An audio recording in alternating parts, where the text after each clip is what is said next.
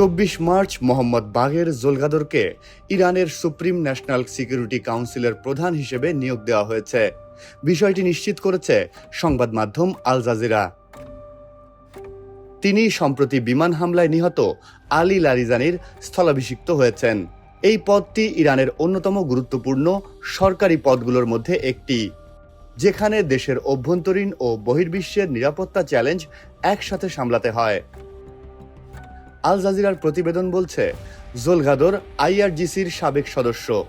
তিনি Iran Iraq যুদ্ধে অংশগ্রহণ করেছেন এবং দীর্ঘদিনের জয়েন্ট স্টাফ চিফ ও ডেপুটি কমান্ডার ইন চিফ হিসেবে দায়িত্ব পালন করেছেন। 2023 থেকে তিনি একাডেমিক ও রাজনৈতিক পরামর্শক সংস্থা এক্সপেডিয়েন্সি কাউন্সিলের সচিব ছিলেন।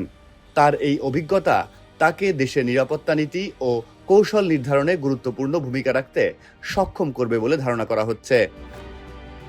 বিশ্লেষকদের মতে, জোলগাদরের এই পদে নিয়োগ একটি দীর্ঘমেয়াদী কৌশল, যাতে নিরাপত্তা, সামরিক ও কূটনৈতিক সিদ্ধান্তের মধ্যে সমন্বয় রাখা যায়।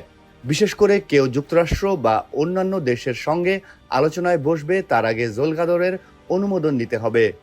সাম্প্রতিক হামলা, অভ্যন্তরীণ নিরাপত্তা ব্যবস্থা এবং আন্তর্জাতিক চাপের মধ্যে তিনি দেশের নীতি ও কৌশল পরিচালনা করবেন।